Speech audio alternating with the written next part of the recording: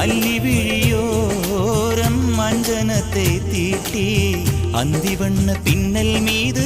தாழை மலர் சூட்டி ஆதி முதல் அந்தம் ஆபரணம் பூட்டி அன்னமிவள் மேடை வந்தாள் மின்னல் முகம் காட்டி கெட்டி மேளம் கொட்டிட மணப்பெண்ணை தொட்டு தாலி கட்டினான் மாப்பிள்ளை.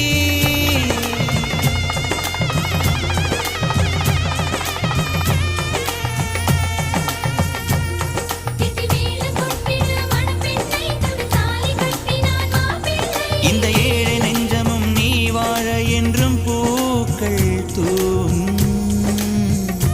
நீ வாழ நலமா